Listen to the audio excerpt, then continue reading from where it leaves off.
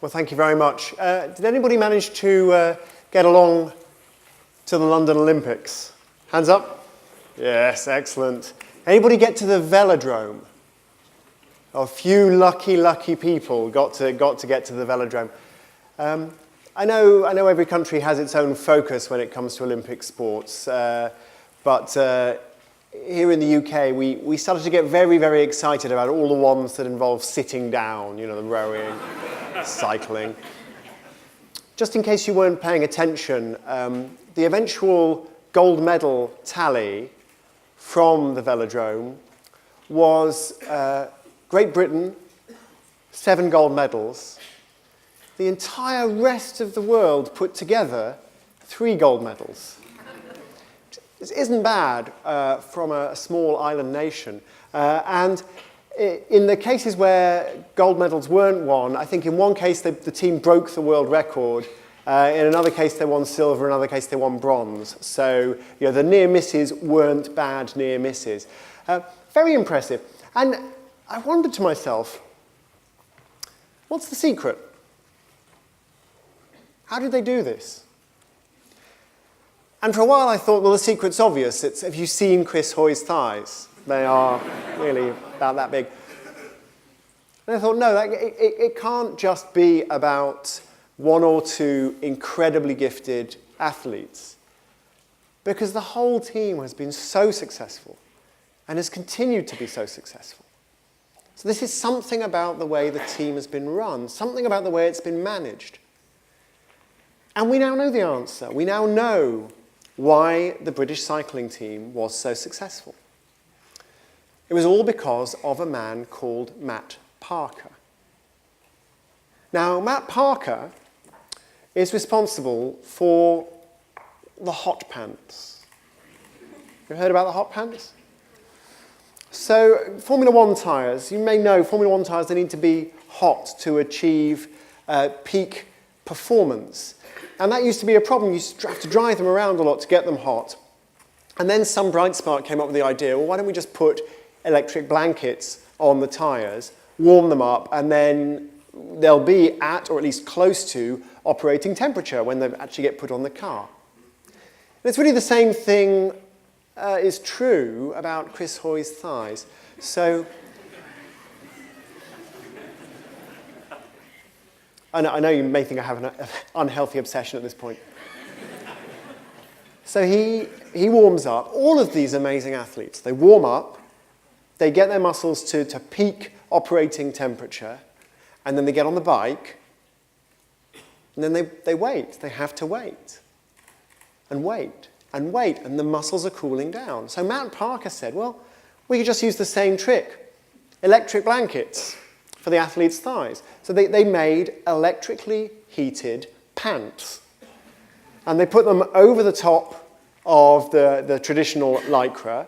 And so they'd warm up, they'd get their muscles to peak performance, and they'd sit on the bike, and then they'd have these warm blankets on their thighs.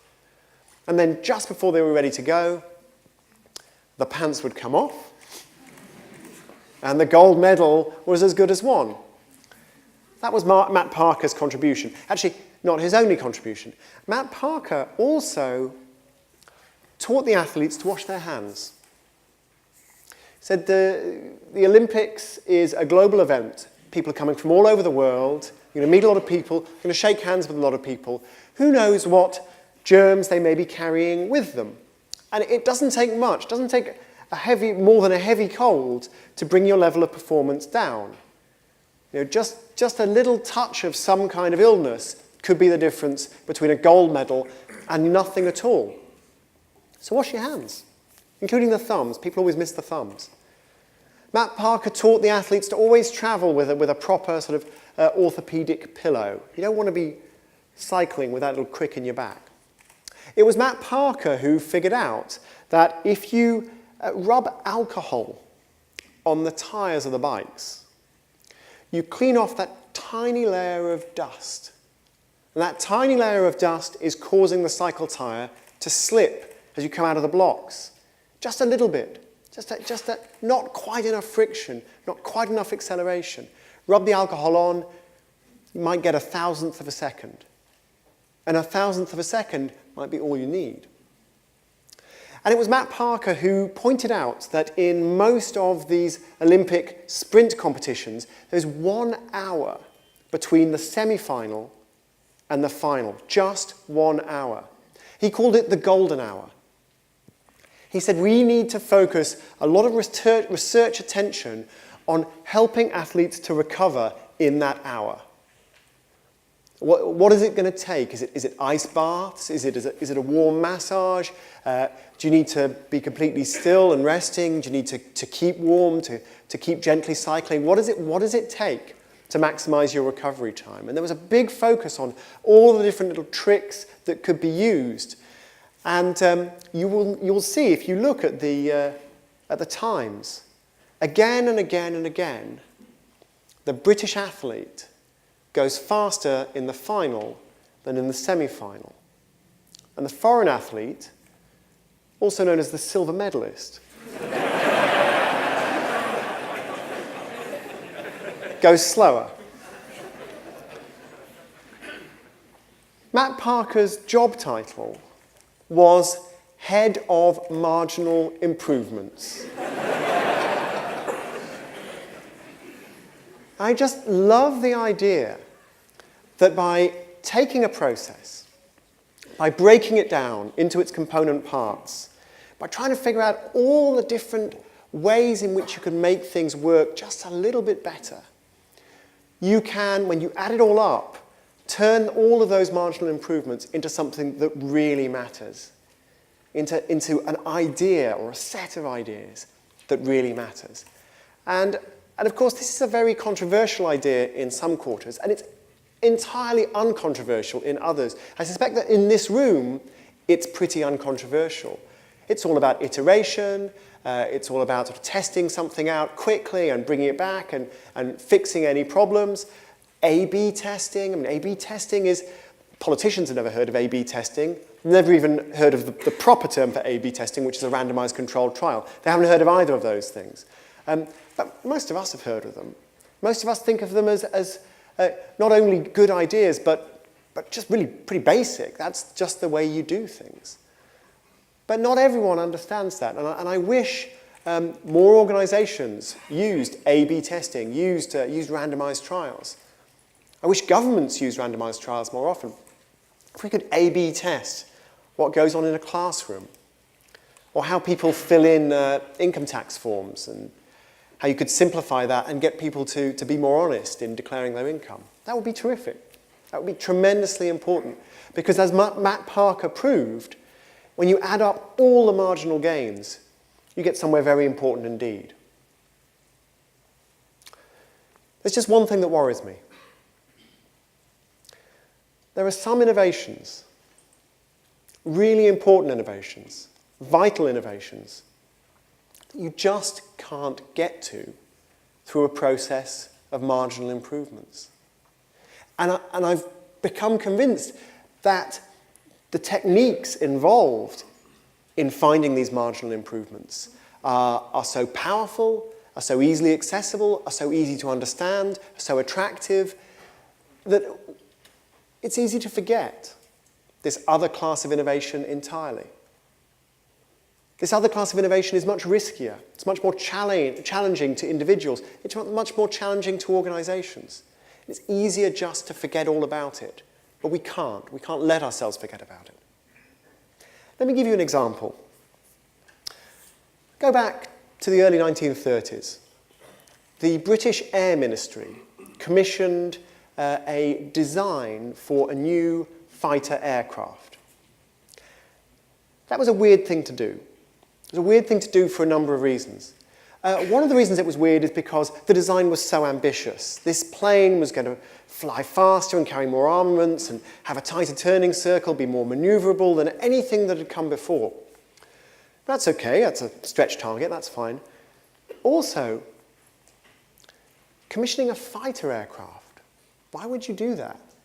The whole idea, remember, we'd not really had an air war before. Aeroplanes had only been developed by the Wright brothers at the beginning of the 20th century. They hadn't really been used in a serious way in World War I. They'd just been peripheral. No one really knew what the technology was capable of. Nobody really knew how the technology would be used. It was just a world of possibility, much of it really awful and horrible. And the received wisdom was this. The one thing you could do with a plane was bomb people. You get a really big bomber, really heavy payload, you fly very, very high, you fly over your enemy, and you drop the bombs. And what's the defense against that?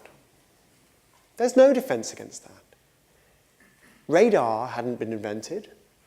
You can't see the bombers coming. You can't hear them coming until it's too late. There's nothing you can do. And so the strategy, given that's the technology, the strategy is pretty simple. Build a lot of bombers and make sure you strike before the enemy strikes.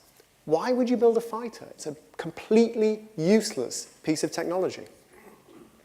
And another thing that was strange about the Air Ministry commissioning fighters, if you were going to commission a fighter to try and shoot down bombers, even though that was pointless, even though you couldn't do it, but if you were going to do it, how would you do it? Well, it's pretty obvious. You have a plane with two people in. One of them is flying the plane, one of them controls the guns. You can fly parallel to a bomber, you can turn the turret, and you can attack. Why would you do it any other way? Why would you commission a fighter where the guns pointed forwards, under the wings? You had a single pilot, and if you wanted to shoot at something, you had to move the whole plane to point at it. That's insane. Why would you do that? In fact, an influential British politician stood up in the Houses of Parliament and condemned the very idea of these single-seater fighters. He was called Winston Churchill. So it was a strange thing to do. And perhaps not completely surprising was the fact that when the proposals came back, they were all really disappointing. And so the idea looked as though it was pretty much going to have to be shelved. And then 6 months later, a proposal came in. It was late, and it was from a slightly weird outfit of people on the south coast of England in Southampton. The whole company was called Supermarine, and it was run by this entrepreneur who was a very colourful, independent MP. He'd been involved in all kinds of really celebrated and scandalous court cases. His main contribution to the war effort thus far had been his conviction that the UK was full of perverts, and the Kaiser knew who the perverts were and was using them as double agents through blackmail. And this had to be dealt with at all costs. So, not an altogether reassuring pedigree. Anyway, this prototype arrived on the desk of a man called Air Commodore Henry Cave Brown Cave. Now, that's a name. You can imagine the moustache goes with a name like that. Air Commodore Henry Cave Brown Cave looked at this proposal to build a fighter, which was something that really didn't need to be done. A single-seater fighter, which was a stupid way to build a fighter, even though you shouldn't be building a fighter anyway. This late proposal from these crazy, crazy people. And he looked at it, and he said, let's build it. It will be a most interesting experiment.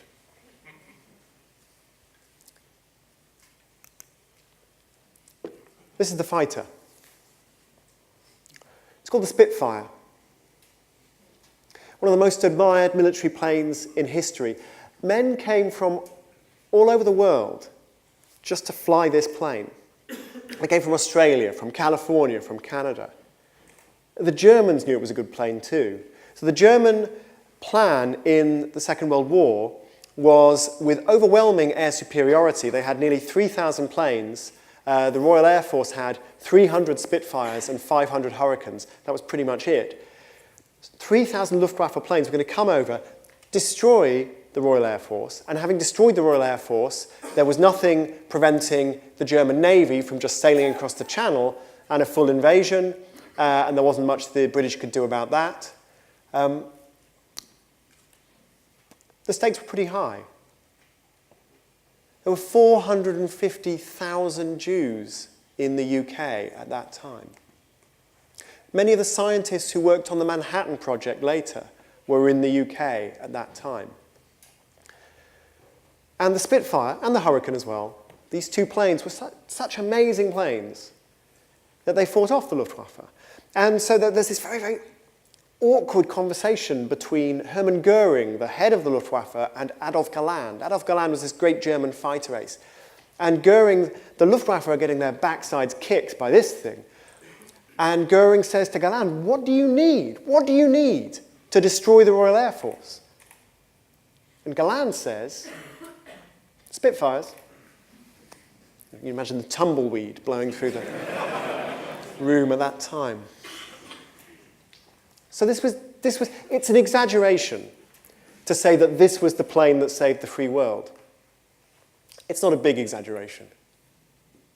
The price of Air Commodore Henry Cave Brown Cave's experiment was £10,000. It's the price of a house in London at the time. Not every innovation is a marginal gain. And this is a real challenge, because when we start talking about innovations such as the Spitfire, we're talking about long shots. We are talking about things that probably will not work. Think about all the planes that were commissioned that didn't work. Think about the likelihood that the Spitfire would not work, or the Spitfire would work perfectly but be useless. Radar had to be developed to make the Spitfire work properly. Otherwise, there's not much you could do about these incoming bombers. It was a long shot. It was a long shot that paid off so well as to justify all of those other failures. And that's a big psychological and organizational challenge, because a man like Matt Parker comes into the office every week and he's found some new little tweak that's got another 10,000th of a second. And he looks like he's succeeding every single week in the job. And he is succeeding every single week in the job. But when you're commissioning long shots, you're failing, and you're failing, and you're failing, and you're failing, and maybe you're not ever going to succeed.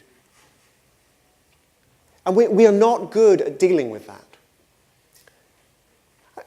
For example, the early 1980s, United States of America, a scientist called Mario Capecchi applies for funding to the National Institutes for Health to do some work on molecular biology, specifically on genes.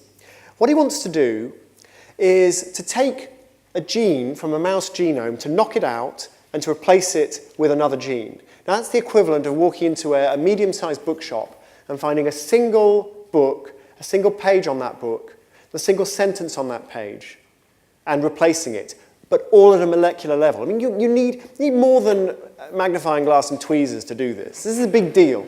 In the early 1980s, and Mario applied for funding to the National Institutes for Health. The National Institutes for Health is an organization that does tremendously good work. It's funded by the US taxpayer, funds medical research. They're really into their marginal gains, which is fine. The National Institutes for Health like to do stuff that works, the kind of stuff Matt Parker does all the time. And that's important. It is very important to have medical research centres that fund the next small step forward, that fund the replication studies to check that what we think we know, we really do know. That's all important. But what's missing there is the spirit of Air Commodore Henry Cave Brown Cave. Because when Mario Capecchi's proposal came across the desk of some committee in the National Institutes for Health, they just said to Mario, this looks like science fiction. This isn't going to work. And the question they should have been asking themselves is, well, if it did work, how good would that be? And the answer would be gene therapy. That would be good. But they couldn't quite grasp that. All they could grasp was that it looked like a long shot. It looked risky, and it was risky. So they said to Kopecky, look, Mario, you're a great scientist. We're very happy to provide all sorts of funding to your lab to do all sorts of marginal gain stuff, all sorts of boring stuff. Just go back and do that. Forget the mice. And Mario knew that if he pursued the project that he really believed in, that his entire career, his lab, everything would be in jeopardy. Just to give you a sense, a bit of background as to who Mario Kopecky was. His mother was a dissident in Mussolini's Italy. So Mario was born in northern Italy. His mother had never married his father. His father was violent. She thought it was best to keep him away from the boy. But as fascism took over in Italy and she protested more and more, she knew that there'd be a problem. Wouldn't be long. And Mario's first memory is at the age of 3.5, the knock on his mother's door, and standing outside were not Italian soldiers, but German soldiers, the Gestapo. And they took her away to a concentration camp, probably Dachau. Mario had actually been brought up near the German border. He spoke German. He knew what was happening. Mario's mother knew that this was always a possibility, so she'd made provision. And there was some money left, and Mario was looked after by the local villagers for a year or so. And then something happened. Something went wrong. Maybe the money ran out. Maybe his father got wind of what was going on. We don't know. But what happened next was Mario ended up living with his father on the other side of Italy, down in Emilia-Romagna. And he later said, there was nothing that happened to him in his whole life was as painful to him as having a father who was violent towards him. And after 6 weeks, he ran away. 4.5 years old. Italy's at war, and he's in street gangs. He's in and out of church hospitals and in and out of church orphanages, stealing food to survive. And at the end of the war, he spends almost a year in a hospital. He's very sick. He's got no clothes, because they know if they give him clothes, he's going to run away. He's just got a bit of bread and a bit of chicory coffee every day to keep him going. And on his 9th birthday, a woman shows up. He doesn't recognize her. And she dresses him up in this traditional Tyrolean costume, the sort of Robin Hood hat with a feather. He's still got it. And she takes him to America. And the reason he didn't recognize her was that after spending the entire war in a concentration camp, his mother had changed completely. So now Mario speaks no English. He has lived more than half his life feral.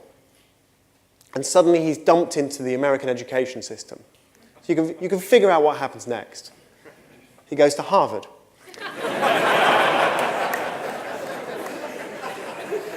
So in Harvard, he encounters the co-discoverer of DNA, James Watson. And he says to Watson, I'm so interested in this molecular biology thing. Where should I study it? And Watson goes, well, you should study it here at Harvard. You'd be crazy to go anywhere else. And Mario did study with Watson for a while. Watson later said that Mario had discovered more in the 2 years he worked with him than most scientists discover in a lifetime. But then he left. He went all the way to Utah, and he set up his own department of molecular biology. And the reason he left is fascinating. He said Harvard had become a bastion of short-term intellectual gratification. Too many smart people trying to impress too many other smart people quickly. Too many marginal gains. And he realized if you want to do something really important, really make a breakthrough, you need time, you need space.